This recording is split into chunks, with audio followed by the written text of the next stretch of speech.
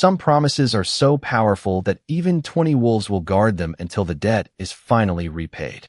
Omega found 20 white wolves guarding her father's grave. One was the Alpha King repaying a debt. Welcome. We are delighted you are here with us today. If you enjoy this story, we would love to have you join our growing story family, so please consider subscribing. Also, tell us in the comments where you are watching from. Now, settle in, get comfortable, and let us dive into today's story. Clara Bennett had walked the same narrow trail every autumn since her father passed away 3 years earlier. She always carried fresh white lilies because they had been his favorite flowers, and she always arrived just after sunrise, when the morning mist still rested gently across the quiet hillside cemetery. Her father had taught her that grief deserved peace instead of noise, so she never hurried. This morning felt different before she even reached the old iron gate. The birds were silent. The wind barely moved the branches overhead. Even the fallen leaves seemed untouched, as though the forest itself had decided to hold its breath. Clara tightened her worn gray cloak around her shoulders and continued climbing the small hill, her boots leaving soft prints in the damp earth. Then she stopped so suddenly that one of the lilies slipped from her trembling hand. 20 enormous white wolves surrounded her father's grave. They were arranged in a perfect circle, each sitting silently with its head lowered toward the weathered stone marker. None of them growled. None of them bared their teeth. They looked less like predators and more like silent guardians standing watch over someone they deeply respected. Clara could not move. Every story she had ever heard about wild wolves warned her to run, but something inside her whispered that fleeing would somehow be the wrong choice. One of the wolves slowly lifted its head. It was larger than all the others, with brilliant silver eyes that reflected the pale morning light. Instead of threatening her, it simply watched as she took one careful step forward. Then another. The wolves did not block her path. One by one, they quietly shifted aside, creating a narrow opening that led directly to her father's grave. Clara's heartbeat echoed inside her chest as she knelt and gently placed the lilies beside the stone. "I miss you every day, Dad," she whispered, fighting back tears. "I still wish you had told me why so many people respected you, even after they forgot your name." The wolves remained perfectly still. A cool breeze carried the scent of pine through the cemetery, and Clara noticed something she had never seen before. Fresh paw prints completely surrounded the grave, but there were no tracks leading away. It was as though the wolves had appeared from nowhere during the night. Her eyes drifted back toward the largest wolf. Around its neck hung a worn leather cord, and beneath the thick white fur she caught the faintest glimpse of an old silver crest. Before she could study it more closely, voices echoed from the road below. Villagers were climbing toward the cemetery, and the moment the first person saw the circle of white wolves surrounding Clara, a terrified cry shattered the peaceful morning. Within seconds, whispers turned into frightened accusations, and Clara realized this quiet visit to honor her father was about to become the beginning of a mystery that would change her life forever. The frightened whispers spread across the hillside faster than the morning fog. More villagers gathered behind the old cemetery gate, yet none of them dared step inside. Every pair of eyes remained fixed on the 20 white wolves sitting in perfect silence around the grave. Clara slowly stood, her hands still resting on the bouquet of lilies. She looked from the wolves to the familiar faces of neighbors she had known since childhood, hoping someone would speak with kindness. Instead, uneasy murmurs drifted through the cold autumn air. An elderly woman clutched the wooden pendant around her neck and shook her head. "I told everyone there was always something unusual about that family," she whispered. A young farmer stared at the wolves with wide eyes. "No ordinary grave would ever be guarded like this," he said quietly. "Maybe her father made a bargain with forces we do not understand." Clara felt her heart sink. Her father had spent his entire life helping the people of Frost Hollow. He repaired broken fences without asking for payment. He delivered firewood to elderly neighbors every winter. He never turned away anyone who needed food or shelter. Yet now, after all those years of kindness, suspicion had replaced gratitude. She took a careful step toward the gathering crowd. "My father was a good man," she said softly. "He never harmed anyone." Before anyone could answer, one of the smaller wolves calmly rose to its feet and walked beside her. It did not growl. It simply stood there, almost as if reminding everyone that Clara was not alone. The villagers instinctively stepped backward. No one wanted to challenge an animal that showed such calm confidence. Then something even stranger happened. The large silver-eyed wolf slowly approached the headstone. It lowered its head until its nose nearly touched the engraved name before quietly sitting once again. The gesture looked respectful, almost ceremonial. Clara could not explain why, but tears filled her eyes. It was the same quiet respect she had seen from people who truly loved her father during his funeral years before. A little boy tugged gently on his mother's sleeve. "Mom," he whispered, "they do not look angry." His mother quickly pulled him closer. "Do not stare," she replied, although her own voice carried more uncertainty than fear now. Clara noticed the same question spreading across every face. If these wolves were dangerous, why had they remained completely peaceful? Why had they allowed her to reach the grave? Why did they seem determined only to protect the place where her father rested?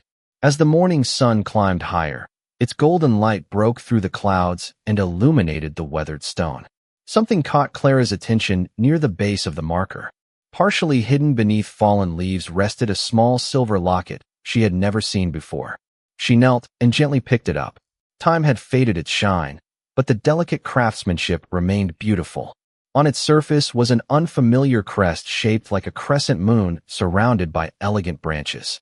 Before Clara could open it, the silver-eyed wolf quietly lifted its gaze toward her. For just a single moment, she had the unmistakable feeling that the animal recognized the locket and had been waiting for her to find it. A cool breeze swept across the hill, carrying away the last traces of fog.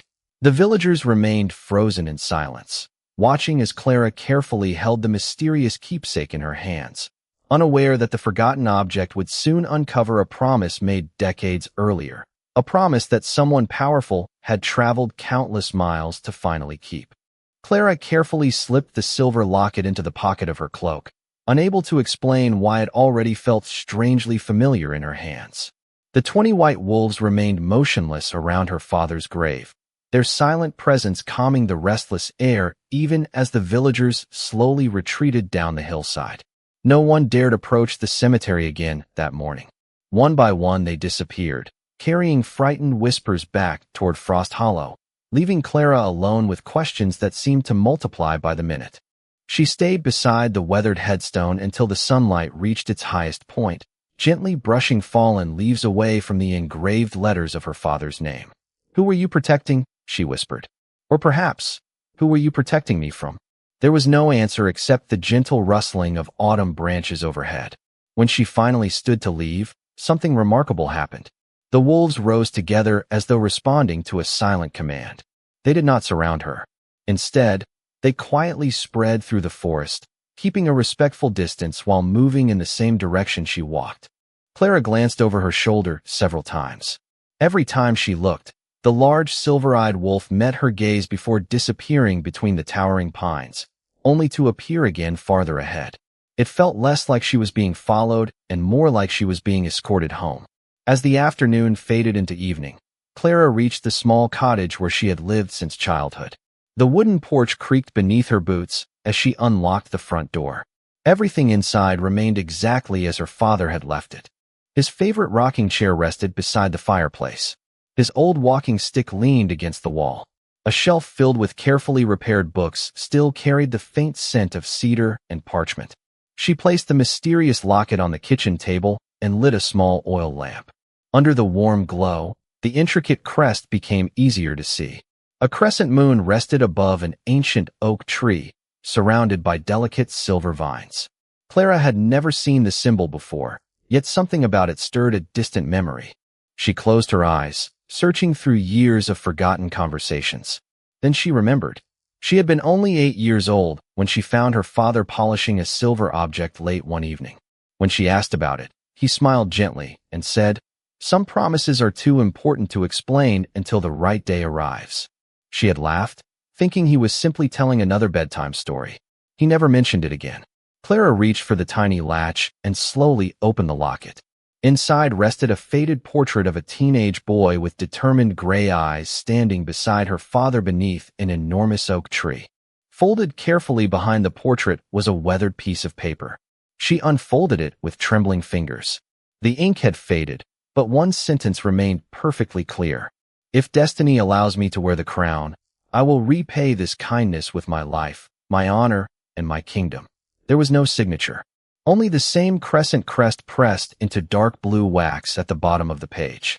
Clara stared at the promise in complete silence as a soft knock echoed against her front door. When she opened it, no one was standing there. Resting quietly on the porch was a single white feather, and beyond the edge of the forest, the silver-eyed wolf watched from beneath the rising moon before disappearing once again into the darkness. Clara barely slept that night. The white feather rested beside the open locket on her wooden table, illuminated by the fading glow of the oil lamp. Every time she closed her eyes, she saw the same silver gaze watching her from the edge of the forest. It was not frightening.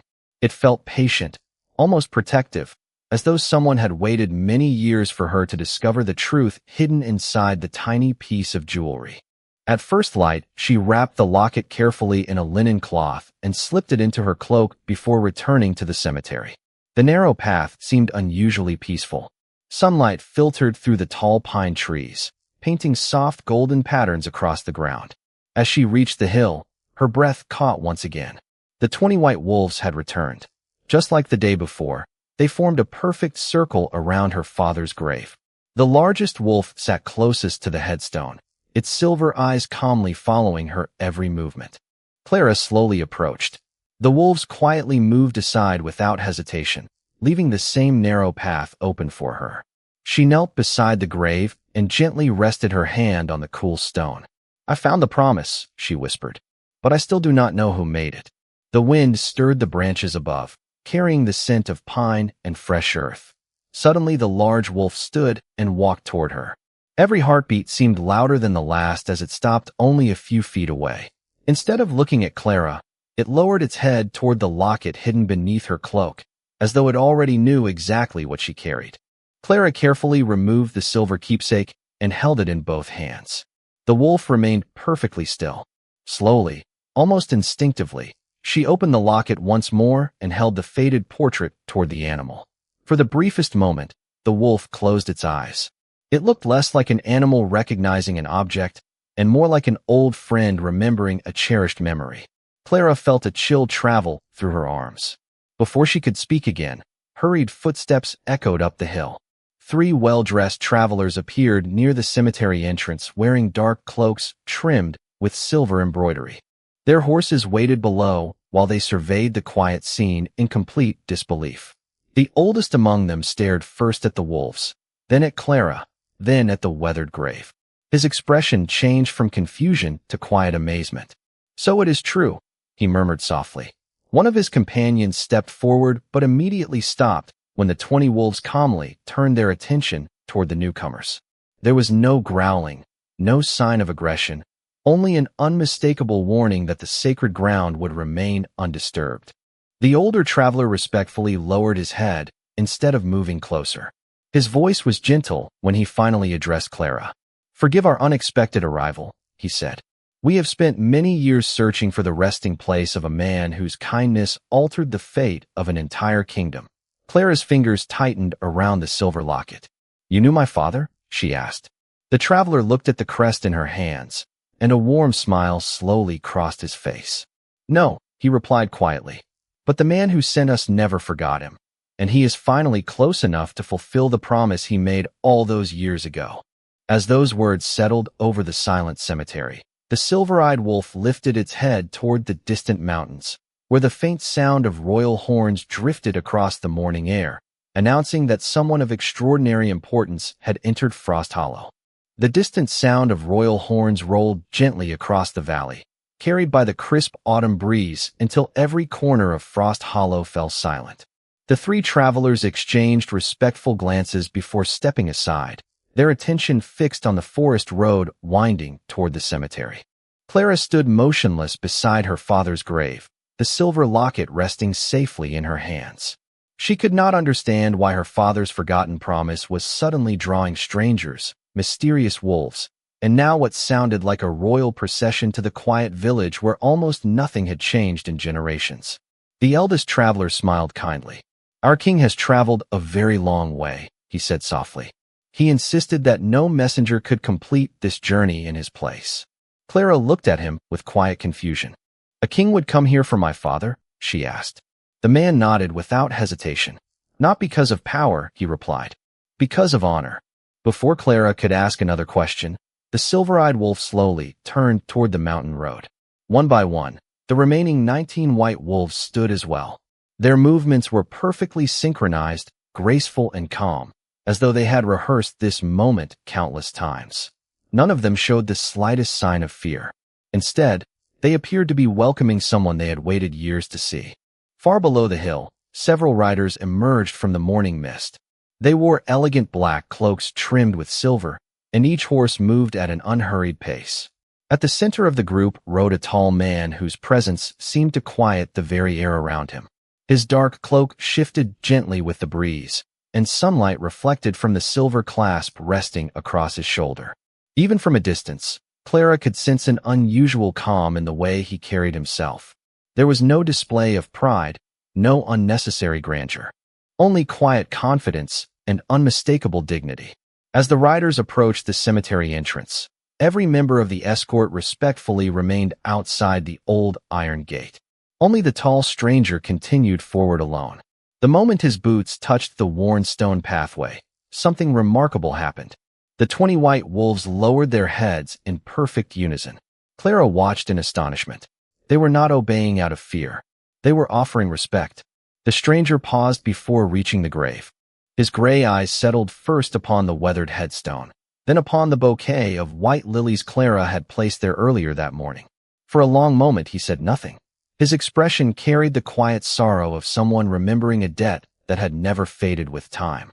Clara noticed that his eyes briefly rested on the silver locket in her hands. A faint smile appeared, touched by gratitude rather than surprise. "You found it," he said gently. His voice was calm and warm, carrying the confidence of someone who had never needed to raise it. Clara searched his face, certain she had never met him before. "Do you know who wrote the promise inside this locket?" she asked. The stranger looked toward the grave once again before answering. "Every single word," he replied, "because I was the one who wrote them." Clara's breath caught.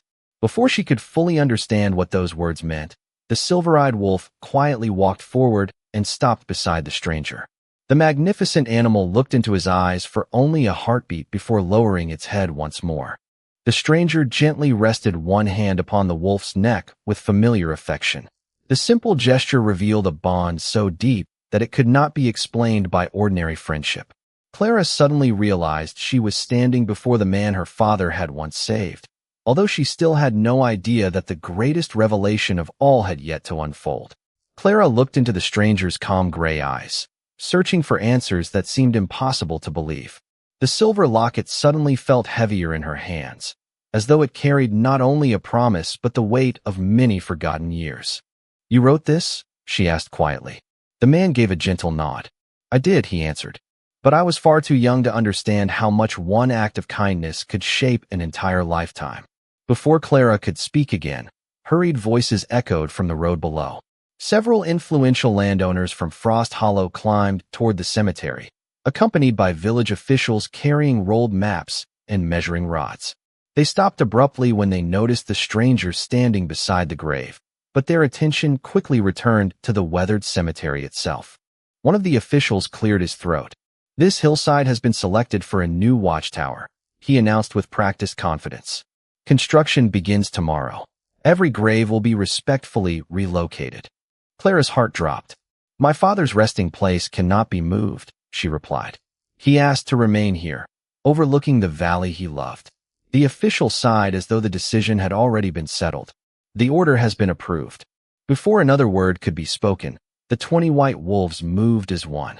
Without growling or showing any sign of aggression, they calmly stepped into a broad line between the officials and the graves.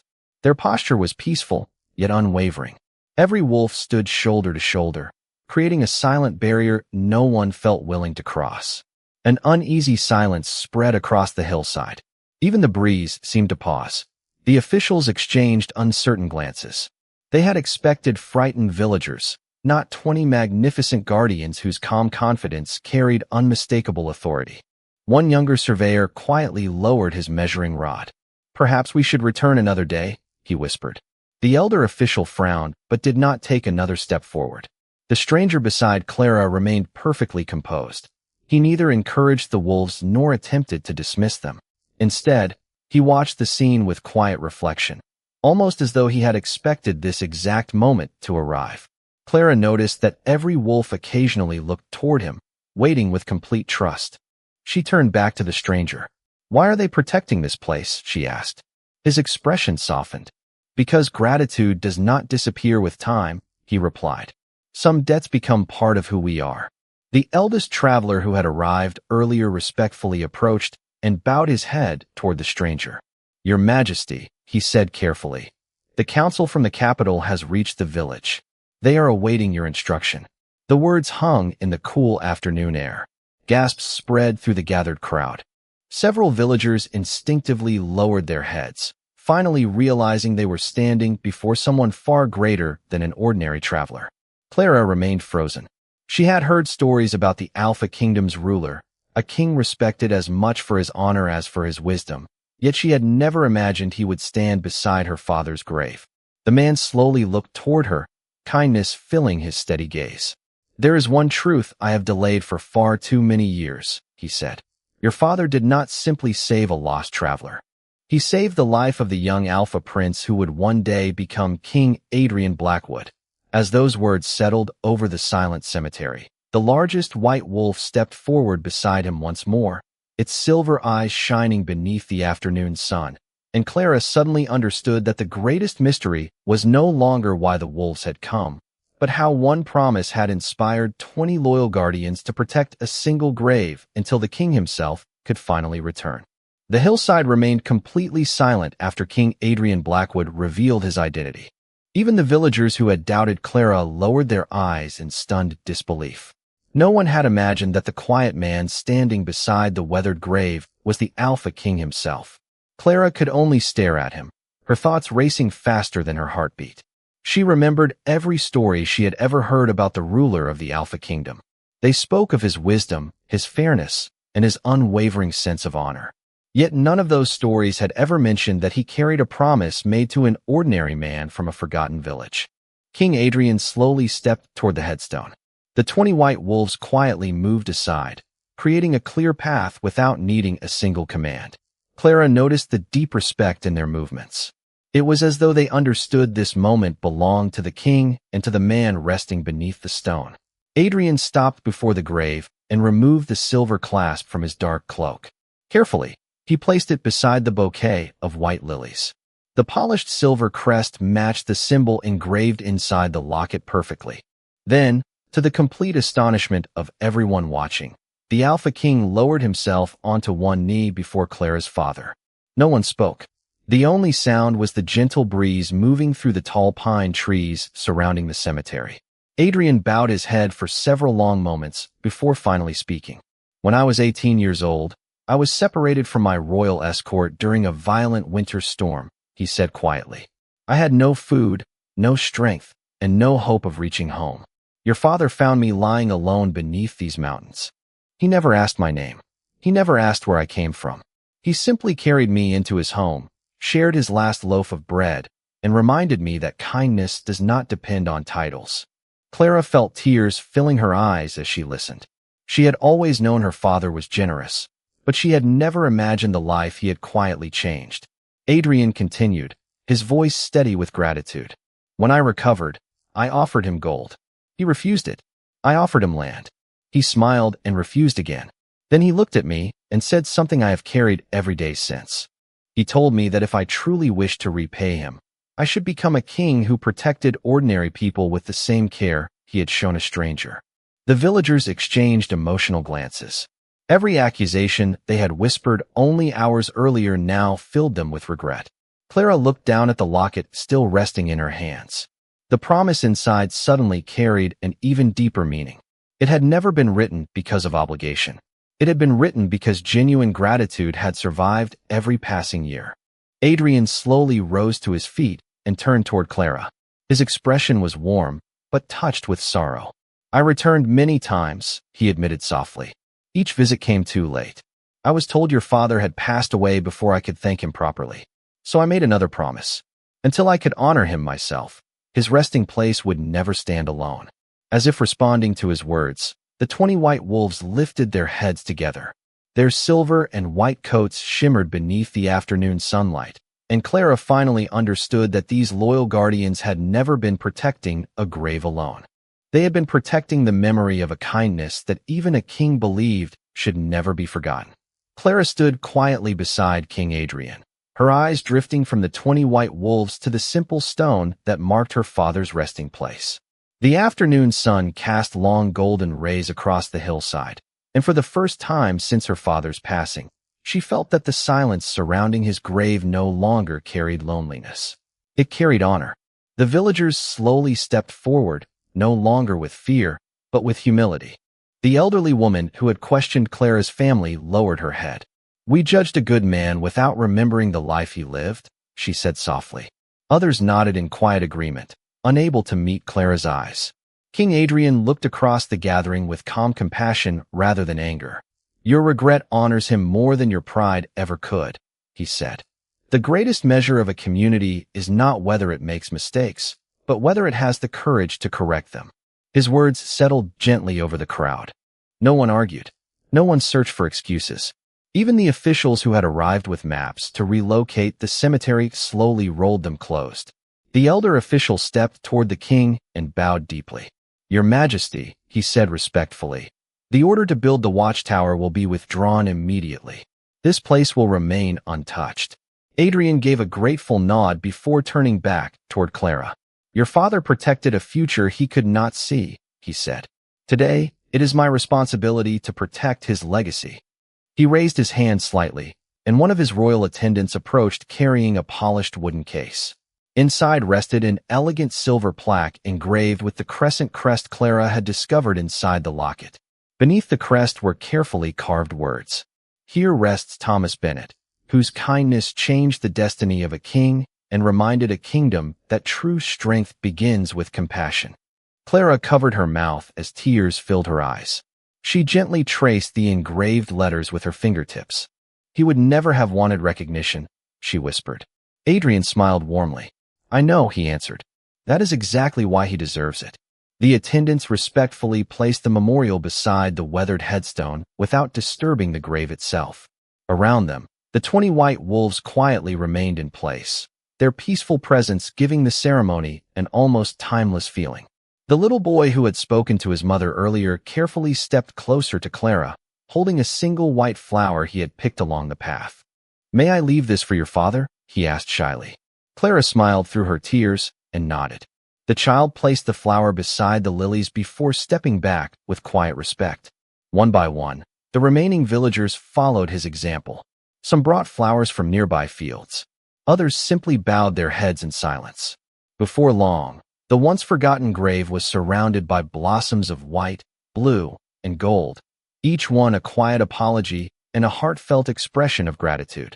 King Adrian looked toward the largest silver-eyed wolf, who calmly returned his gaze before leading the other 19 wolves a few steps back, allowing the people of Frost Hollow to honor Thomas Bennet themselves.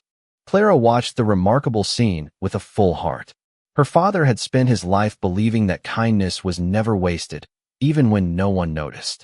Standing beside his grave, surrounded by flowers, humbled neighbors, loyal wolves, and a king who had crossed an entire kingdom to keep his word, she finally understood that kindness never truly disappears. Sometimes it simply waits for the right moment to return, stronger than anyone could have imagined. The weeks that followed transformed Frost Hollow in ways no one could have imagined. News of the king's visit spread across the kingdom, but the story people repeated was never about royal banners or noble titles. Instead, they spoke about an ordinary man whose kindness had been so genuine that it inspired a promise lasting more than 20 years. Travelers began stopping at the quiet hillside cemetery, not out of curiosity, but out of respect. They left flowers, handwritten notes, and small acts of gratitude for people they loved, believing that goodness, when freely given, always found its way home. Clara continued visiting her father's grave every week, just as she always had. The only difference was that she was never truly alone anymore. Sometimes she would find fresh wildflowers already resting beside the headstone before sunrise. Other mornings, she noticed neat paw prints circling the memorial before disappearing into the forest.